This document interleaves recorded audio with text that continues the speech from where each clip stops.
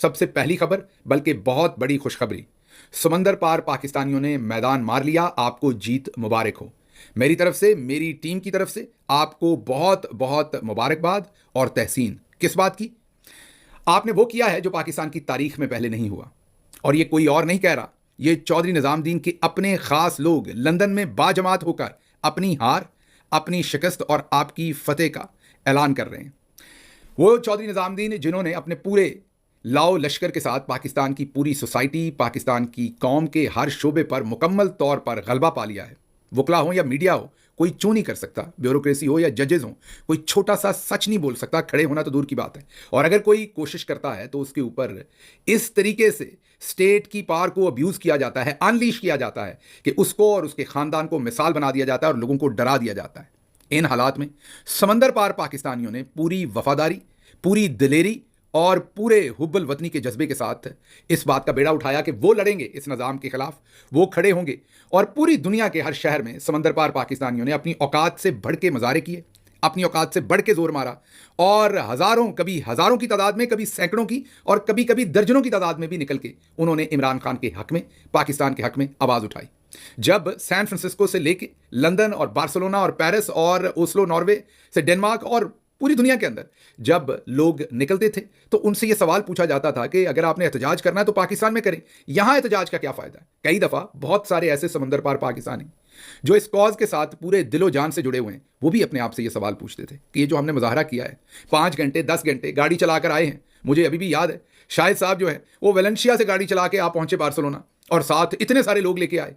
वो अपने आप से कभी कभी सवाल पूछते हैं, ऐसे तमाम दोस्त, कि क्या ये जो हम एहतजाज कर रहे हैं इसका कोई फायदा हो रहा है। जब अमेरिकी कांग्रेस के अंदर करारदाद पास कराने के लिए दर्जनों जो अमेरिका में रहने वाले पाकिस्तानी डॉक्टर्स हैं, उन्होंने एड़ी चोटी का जोर लगाया और अपने क्लिनिक्स बंद करके, अपने हॉस्पिटल्स में से छुट्टी लेके वो वॉशिंगटन डीसी पहुंचे, लॉबिंग की, और आखिरकार 367 कांग्रेस मेंबर्स ने हक में वोट दिया। वो जो तमाम लोग ओवरनाइट फ्लाइट्स लेके आए, मुझे, मैं नाम नहीं लूंगा, उनमें से कई बेचारे अताब का शिकार ना हो जाएं। ऐसे दोस्त ने कैलिफोर्निया से 6-6 घंटे की फ्लाइट लेके वॉशिंगटन डीसी, सारा दिन हॉस्पिटल में काम किया, सारी रात की फ्लाइट ली, सुबह 7-8 बजे वॉशिंगटन पहुंचे, सारा दिन काम किया, फिर शाम की फ्लाइट ली और वापस, और अगले दिन अपने हॉस्पिटल में जाके काम किया। जो 6 घंटे फ्लाइट में, को 6 घंटे की फ्लाइट में 3-4 घंटे आंख लगी आते हुए और जाते हुए, ये तमाम मुशक्कत करते हुए वो अपने आप से सवाल पूछते थे, इसका कोई फायदा होगा? आज उसका फायदा मैं नहीं कह रहा, बल्कि वो जो नाकाबिले तस्खीर थे, उन्होंने आज अपने मुंह से इस बात का कन्फेशन किया है लंदन में बैठ के बाजमात, कि समंदर पार पाकिस्तानी जीत गए हैं, और वो भीख मांग रहे हैं समंदर पार पाकिस्तानियों से ही कि हमने हर चीज को कंट्रोल कर लिया है, हमसे समंदर पार पाकिस्तानी कंट्रोल नहीं हो रहे। यहां से आवाज उठती है, यहां से रिएक्शन आता है, हमारी मदद कीजिए, इनको किसी तरह मैनेज करके दीजिए। ये मैं नहीं कह रहा, ये ख्वाजा मोहम्मद आसिफ, जिनको चौधरी निजामुद्दीन ने बड़े चाव के साथ डिफेंस मिनिस्टर बनाया, मतलब कि पाकिस्तान की मुसल्लह अफवाज उनके नीचे हैं, चले कागजों में ही सही, उनकी वजारत के नीचे हैं। फॉर्म 47 पे सिर्फ 2024 का नहीं बल्कि 2018 का भी इलेक्शन उनको जितवाया चौधरी निजामुद्दीन ने। आज उन्होंने नवाज शरीफ के पहलू में बैठ के मरियम नवाज साहबा के साथ स्टेज शेयर करते हुए ये कन्फेशन किया। उन्होंने क्या कहा ये सुनिए, और उसके बाद मैं इसकी कुछ इंप्लीकेशंस आपको बताता हूं। फिर और बहुत सारी आज इंटरेस्टिंग खबरें हैं, वो भी आपके सामने रखनी है। पहले ये सुनिए कि ख्वाजा आसिफ क्या कह रहे हैं। जो पंजाब में हो रहा है, जो वफाक में हो रहा है, उसकी वजह से, लेकिन उनकी ओवरसीज जो है ना, अगर वहाँ पे आवाज़ आती है कहीं पीटीआई की, तो वो ओवरसीज पीटीआई की आवाज़ आती है। लेकिन आप ये ओवरसीज को जो है ना ज़रूर काउंटर करें।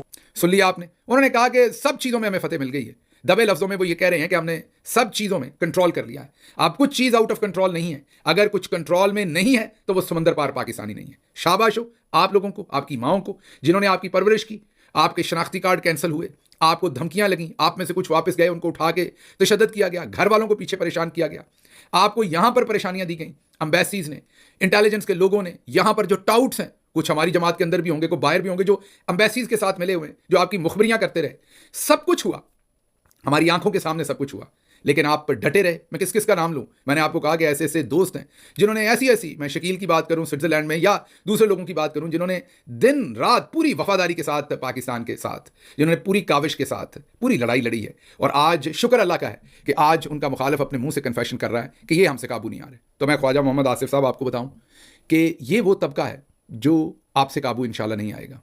अभी तो आगाज है। अभी आप देखेंगे कि जो आपके 3 लोग भाग के पुर्तगाल में, जी हां, आपके 3 लोग भागकर पुर्तगाल में नेशनैलिटी भी लेना चाह रहे हैं और अरबों रुपए की वहां पर इन्वेस्टमेंट भी करना चाह रहे हैं।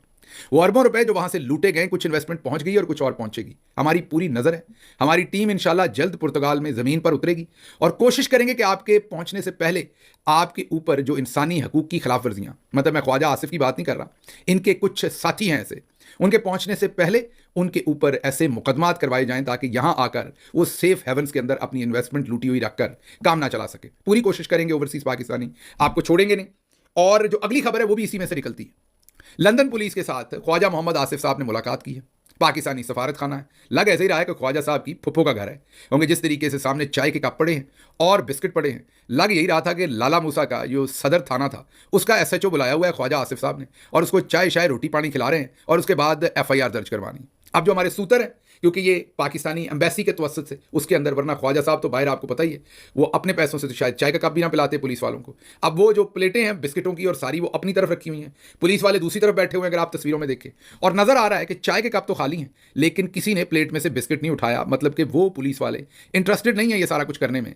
और पंजाब पुलिस तो है नहीं, जाहिर है लंदन पुलिस है, चाय उन्होंने पी, उनके सामने रखी होगी तो, और वो अपनी रिपोर्टा रिपार्टी कर रहे हैं। अब जो सूतर है हमारे एम्बेसी के अंदर, कुछ हमारे, हम भी हुकूमत में रहे, कुछ लोग हमें भी अंदर की बात बता देते हैं, उन्होंने ये बताया कि ख्वाजा आसिफ ने और एम्बेसी ने, ये मैं मुबैना तौर पे रिपोर्टेडली कहूँगा, इसकी अगर कुछ गलत हो तो एम्बेसी जो है वो करेक्शन कर दे, हम उनका वर्जन भी चलाएंगे। जो हमें तला मिली है रिपोर्टेडली या सुनी सुनाई जो बात वहाँ से हमारे पास आई है, वो गॉसिप ये है कि ख्वाजा मोहम्मद आसिफ साहब ने उनको कहा कि मुझे कत्ल की धमकी दी गई, उसके ऊपर एफआईआर दर्ज करें, मुकदमा दर्ज करें। उन्होंने जब पूरी वीडियो शीडियो देखी तो उन्होंने कहा कि इस पर मुकदमा तो दर्ज नहीं होता, उस बंदे ने तो आपको कहा कि लंदन में चाकू से हमला ना कोई कर दे, तो ये तो उसने आपको चेतावनी दी, आपको समझाया कि यहाँ हो जाता है हमला, इतनी कंट्रोवर्सी पाकिस्तान के अंदर हुई है, आप लोग इतने कंट्रोवर्शियल हैं, तो यहाँ कोई आप पे हमला ही ना कर दे। तो उसने ये तो नहीं कहा कि मैं हमला कर दूंगा या मैं चाकू मार दूंगा तो इस पर तो मुकदमा नहीं बनता। उस पर ख्वाजा साहब फ्रस्ट्रेटेड होकर कहे कि उसने माँ बहन की गंदी गालियाँ भी दी हैं। तो उन्होंने कहा जी यहाँ के कानून के मुताबिक गालियाँ जो हैं उस पर पर्चा नहीं हो सकता। तो फिर ख्वाजा साहब के गले में जो थूक था उसके साथ ही उन्होंने वो गालियाँ और वो जो पशेमानी थी उसको वापस निगल लिया। मेरा ख्याल है कप में आखिरी जो चाय का घूंट बचा था वो पिया और साथ ठंडी बेशर्मी भी पी, और फिर वहाँ से पुलिस चलती हुई। यही अभी तक का जो हमें पता चला है, बाकी तो पुलिस तय करेगी, जब वो ऑफिशियल स्टेटमेंट देंगे तो पुलिस का बयानिया तो तभी बताएंगे। जो एम्बेसी के सूत्र हमें बता रहे हैं, जराए बता रहे हैं, वो यही बता रहे हैं कि इस मामले में बेल मंडे नहीं चढ़ी बल्कि मजीद अपनी जागसाई की है। अब इससे ओवरसीज पाकिस्तानियों को और मवाद मिलेगा, और जहां ये नजर आएंगे, मैं बार बार आपको कहता हूं कि 3 वजूहात से कोई भी रुकता है काम करने को। अल्लाह का डर, जो लॉ ऑफ द लैंड होता है, कानून होता है, उसका डर इनको वो दोनों नहीं है। तो तीसरा है इनकी सोशल एम्बैरसमेंट। कानून हाथ में मत लें, पुरअमन रहें, गाली मत दें इनको कभी भी, हाथापाई मत करें कभी भी, वायलेंस नहीं करना। अगर आप वायलेंस करेंगे, कानून तोड़ेंगे, गाली गलोच करेंगे तो आप इनका फायदा करेंगे, इमरान खान का नुकसान करेंगे, पाकिस्तानी कौम का नुकसान करेंगे। ये आपने नहीं करना, ये जुल्म नहीं करना। ये अपने लोगों से करवाएं तो वो एक्सपोज हो जाएंगे, आपने नहीं करना। आपने इनको चोर कहना है, डाकू कहना है, इन्हें सोशली एम्बैरस करना है, इनको, इनके खानदानों को, जिन्होंने लूटा है, जिन्होंने इंसानी हकूक की खिलाफवर्जी की है पूरे वेस्ट में। कहीं आपको इस पर कोई ना आप पे पर्चा हो सकता है, ना आपके ऊपर कुछ भी कहा जा सकता है। गाली गलोच नहीं करनी, अपनी राय का इजहार करना है। इनको बताना है ये चोर हैं, ये मुल्क दुश्मन है और इन्होंने लोगों की जिंदगियां तबाह की हैं। इनको कहीं चैन से ना फिरने दें, लूटा हुआ पैसा लेके इन्होंने वेस्ट में ही आना है। ये सोशल एम्बैरसमेंट उनकी भी करें जो इनके खाने करते हैं, जो एयरपोर्टों पर जाके इनको फूलों के हार पहनाते हैं, बेशर्म लोग, इनके साथ तस्वीरें खिंचवाते हैं, ऐसे तमाम बेशर्म आपके जानने वाले भी हों, उनका भी हुक्का पानी बंद करें, उनको भी सोशल एम्बैरसमेंट कॉज करें। यही एक तरीका है, यही एक हथियार है आपका। पुरअमन, कानून के अंदर रहते हुए, नो वायलेंस, लेकिन अपनी पूरी आवाज उठाएं। इनके लिए, इनके खानदानों के लिए सोशल एम्बैरसमेंट क्रिएट करें, इनके खिलाफ मुहिम चलाएं, इनके खिलाफ खत लिखें, तमाम जमहूरी हकूक जो हैं वो इस्तेमाल करें। और जो लंदन में हुआ, उस शख्स ने कहा यहां पर चाकू लोग मार देते हैं, मेरा मशवरा है कि उसको ये बात भी नहीं कहनी चाहिए थी। हाँ, उसको ये कहना चाहिए था कि ये बेशर्म आदमी वहां खवातीन को गालियां देता है और यहां मुंह छुपाकर खड़ा है। इनकी मुकम्मल दुर्गत बनाएं। और जो कुछ लंदन में हो रहा है वो तो आप देख ही रहे हैं कि किस तरीके से पिछले दरवाजों से बाजी को निकलना पड़ रहा है, नवाज शरीफ साहब को निकलना पड़ रहा है, भाग रहे हैं, लिटरली भाग रहे हैं डरते हुए लोगों से। इनको पता है कि जहां जाएंगे चोर चोर के नारे जो हैं वो इनका पीछा करेंगे। और इसी तरह से बाजमात होकर जो इन्होंने कन्फेशन किया वो इन्हीं वजूहात की वजह से किया है। तो अब गंदी गालियों पर पर्चा नहीं हो सकता, पिछले दरवाजों से ये निकल रहे हैं। तो ये चंद खबरें लंदन से थी। कुछ और खबरें उन्हें मैंने आज के पंजाबी व्लॉग में कवर किया हुआ है, इसलिए यहां मैं अगली खबर पर चलता हूं। मीडिया में कल ये खबर दी गई कि बुशरा बीबी ने अराकीन पंजाब असम्बली से मुलाकात के लिए उनको पेशावर में बुलवाया। अब ये पार्टी जराए से मेरे पास इसकी कोई कंफर्मेशन नहीं, क्योंकि मैं ले नहीं सका, सफ़र कर रहा हूं, इसलिए मेरा कोई कांटेक्ट नहीं हो सका, मैंने किसी से इसको कंफर्म नहीं किया। हाँ, ये ज़रूर है कि जो हमारा हाईएस्ट फोरम है पॉलिटिकल ऑफ कमेटी का, जो हमारी जमात का, उसमें मैंने एक मैसेज ज़रूर भेजा है कि ये खबर सच है या झूठ है।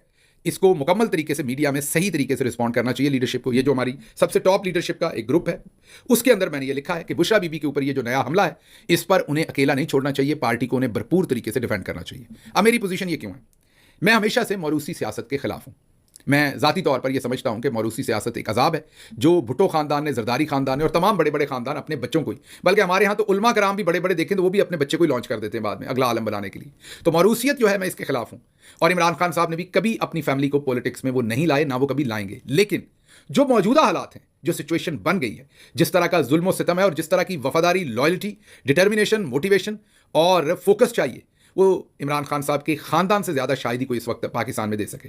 तो मैं बिल्कुल इस हक में हूं, सियासत में नहीं, लेकिन जो इमरान खान के हकूक हैं जेल में, जो उनकी आज़ादी है, उसके लिए मेरी भरपूर सपोर्ट है कि बुशरा बीबी और इमरान खान की बहनें अलीमा खानम साहबा, उज़मा खानम साहबा, इनको भरपूर किरदार अदा करना चाहिए, अगली सफ में खड़े होकर लीड करना चाहिए इस पूरी मुहिम को। बिल्कुल ये पीटीआई की सियासत ना कर रही हैं तीनों, ना इन्होंने कभी की है, ना ही ये करेंगी, क्योंकि इमरान खान इनको इजाजत नहीं देंगे। तो ये बड़ा वाज़ेह, मेरी स्टेटमेंट को कोई ट्विस्ट ना करे। मैं सिर्फ और सिर्फ जिस तरह कलसूम नवाज साहबा बाहर निकली थी, मैं कहता हूं कि उसी तरह से ये निकलें, लीड करें, और ये बिल्कुल जो कुछ भी इनको करना पड़ता है अपने शौहर के लिए या अलीमा खानम साहबा को और उज़मा खानम साहबा को अपने भाई के लिए, इनको बिल्कुल करना चाहिए। और नौरीन खानम साहबा को, इन तीनों बहनों को, और साथ इमरान खान साहब की जौजा, उनको बिल्कुल भरपूर तरीके से बाहर निकलकर काम करना चाहिए। और हम पार्टी वाले लोगों को, वर्कर्स को, पाकिस्तानी अवाम को, इनको शदीद सपोर्ट प्रोवाइड करनी चाहिए, मुकम्मल सपोर्ट प्रोवाइड करनी चाहिए। और जो इन पर अटैक करे इस काम में, वहां पर इनकी ढाल बनना चाहिए, क्योंकि ये ना इलेक्शन लड़ रही हैं, ना उहदे ले रही हैं, ना सियासत कर रही हैं। ये इस वक्त इमरान खान की जिंदगी बचाने के लिए अपनी कोशिश कर रही हैं अपने ताई, इसकी हमें इन्हें सपोर्ट करनी चाहिए। कल पाकिस्तानी जो मिलिट्री स्टैब्लिशमेंट है, उन्होंने पाकिस्तानी मीडिया में बुशरा बीबी के खिलाफ खबरें चलाने के लिए मीडिया के लोगों से कांटेक्ट करके खबरें दी कि उन्होंने ये मीटिंग बुलाई और ये किया। तो बुशरा बीबी के खिलाफ मिलिट्री स्टैब्लिशमेंट ने एक महाज गर्म कर रखा है, इसलिए उन्हें डेफिनेटली दफा की जरूरत है। हम यहां से आवाज उठाते रहेंगे, आप भी हमारी हम आवाज बनिए। अगली खबर जो है वो अलीमा खानम साहबा का बयान है, दबंग बयान है। उन्होंने कहा कि इस दफा इमरान खान का पैगाम है कि जो एहतजाज है वो हर सूरत जारी रहेगा, भले अली अमीन गंडापुर हमारे चीफ मिनिस्टर जो हैं, जिन्होंने अभी तक बहुत जाहिर है तमाम जितने भी प्रोटेस्ट हुए उसमें उनकी भरपूर शमूलियत रही, उन्होंने कहा अगर वो भी गिरफ्तार हो जाए, एहतजाज फिर भी जारी रहेगा, और तब तक जारी रहेगा जब तक हमारे मुतालबे नहीं मान लिए जाते, जब तक इमरान खान को रिहा नहीं किया जाता, लूटा हुआ मैंडेट वापस नहीं होता, तमाम बेगुनाह बेकसूर लोगों को छोड़ा नहीं जाता, और मुल्क में जमहूरियत को वापस नहीं किया जाता, या अदलिया का और जो कुछ भी किया है इसको वापस नहीं किया जाता। तो ये बहुत ही उम्दा स्टेटमेंट है उनकी, क्लैरिटी है इस दफा। लोगों को पता है कि 24 तारीख को निकलना, और अब पता चल जाएगा कौन निकलता है, कौन बहाने बनाता है, कौन क्या करता है, ये सब कुछ अब हमारे सामने आ जाएगा। अच्छा जी, अगली खबर जो है वो नजम सेठी साहब ने एक एनालिसिस किया है। आपको पता है बहुत प्रो एस्टैब्लिशमेंट है, अक्सर एनालिसिस करते हैं, ज्यादातर उनके आजकल एनालिसिस गलत निकलते हैं। उसकी वजह ये है वो बड़े ज़हीन, इस पर कोई शक नहीं, लेकिन ज़हीन होना एक अलग बात है। लेकिन जब आप किसी के इमा पर काम करने, किसी की खुशनुदी के लिए अपना तजिया जो है वो उस तरह का करें तो फिर वो गलत निकलता है। उन्होंने कहा कि ये सोच विचार हो रही है कि इमरान खान को ज़बरदस्ती सऊदी अरब भेज दिया जाएगा, उन्हें वहां पर ज़बरदस्ती उतार दिया जाएगा और उनसे पूछा भी नहीं जाएगा। तो ऐसी स्टेटमेंट पे यही सोच सकते हैं कि कल नजम सेठी साहब कहीं खांसी का सिरप ज़्यादा पी बैठे हैं। कौन ये जुर्रत करेगा और हिम्मत करेगा, और कौन सा मुल्क है जो आगे से इमरान खान को ज़बरदस्ती भेजे हुए रिसीव करेगा? और अगर ऐसा हो भी जाता है, ज़्यूम कर लें एक मिनट, तो अगले ही जहाज़ पर इमरान खान जो है बैठ के पाकिस्तान की तरफ रवाना हो जाएंगे, और अगर जहाज़ मैसर ना हुआ तो मेरा आपसे वादा है इमरान खान पैदल चल पड़ेंगे वापस पाकिस्तान आने के लिए। तो फिर आप क्या करेंगे? तो ये कभी नहीं हो सकता, कभी नहीं होगा। नजम सेठी साहब के साथ वही हुआ है जो मजहर अब्बास साहब के साथ, हालांकि वो बड़े अच्छे जर्नलिस्ट हैं, चंद दिन पहले उनके साथ करवाया गया था, और लग रहा है कि इनको भी इस दफ़ा किसी ने ऐसे ही करने की कोशिश की है। अच्छा जी, अगली खबर ये कि इमरान खान और बुशरा बीबी की जो तोशाखाना केस की बरियत की दरखास्तें थी वो मुस्तरद कर दी हैं, और पहले बरियत की खबरें चलाई चैनल्स के ऊपर, और फिर कहा कि नहीं ये मुस्तरद हो गई हैं। मीन इसका मतलब है कि पहले उन्होंने बरियत की, और फिर मेरा ख्याल है चौधरी साहब ने फ़ोन करके वो फैसला चेंज करवाया, और वो तमाम चीज़ें जो हैं वो वापस हुई। लौंडा लपाड़ा जी तकरीबन बिल्कुल ही अपने होशो आवाज़ खो बैठे हैं। कल तकरीबन हमें गंदी गालियाँ देते रहे। मैं I can understand, you use to get lot of viewership, वो आपकी जाती रही, और शायद उसमें से बहुत सारी हमारे व्लॉग को मिली है। आपकी फ्रस्ट्रेशन जायज़ है, आई कुड अंडरस्टैंड दैट। मेहनत करें, हसद ना करें, और आपकी गाली गलोच के जवाब हम गाली गलोच से नहीं देंगे, क्योंकि हम तो कभी नहीं कहते कि किसी का बाप भी हमें नहीं मना कर सकता कौन सी खबर चलानी है कौन सी नहीं। आप कहते हैं, और फिर आप मरियम बीबी के पाँव में दुम भी हिलाते हैं। तो आप मेरे भाई, आप मेरे दोस्त, जिस तरह की मर्जी जनाटेदार और पता नहीं कौन कौन सी रंगबाजी करें, हमने आपके साथ आपकी टपोरी ज़बान में आपको जवाब नहीं देना। हाँ, ये ज़रूर है, आपके हर झूठ को 21 तोपों की सलामी देंगे, और आपके हर झूठ को हम वक्त एक्सपोज करेंगे, क्योंकि झूठ की उम्र बहुत छोटी होती है। आपने काफ़ी देर लोगों को बेवकूफ़ बनाया, अब लोगों को समझ आ गई आप क्या कर रहे हैं, तो आप बिल्कुल बावले हो गए और आप पे से बाहर हो गए। उसकी समझ आती है, आपके नंबर्स जब मैं देखता हूँ, जितनी आपकी साख गिरी है, जितनी आपकी व्यूअरशिप गिरी है, जितनी आपकी तबाही निकली है, I could understand your frustration, it's very understandable. So मैं यही मशवरा दूंगा कि सच बोलना शुरू करें। मेरा आपसे वादा है, आप सच बोलें, ज़मीर को सही जगह पर रखें, ये व्यूअरशिप जो है वो 1, 1.5, 2 महीने में वापस आ जाएगी। सच बोलना शुरू करें। ये जो तमाम मक्कारी है कि एक दिन इधर खेलना, एक दिन इधर खेलना और अंदर से जहर के टीके लगाने हैं लोगों की सोच बदलने के लिए, मरियम नवाज़ के पपट बन के आपने खबरें करनी है, ये छोड़ दें। अगर आप ये छोड़ देंगे, आप लोगों को सच बताना शुरू करेंगे, तो सच का वो रिश्ता है, जब वो जुड़ता है तो वो इतनी जल्दी से टूटता नहीं। और भी खबरें हैं, उन्हें करेंगे हम आज के जो हमारा पंजाबी वीलॉग है उसमें। फिलहाल यहाँ से मुझे इजाज़त दीजिए। अल्लाह आपका हामी और नासिर हो। पाकिस्तान जिंदाबाद।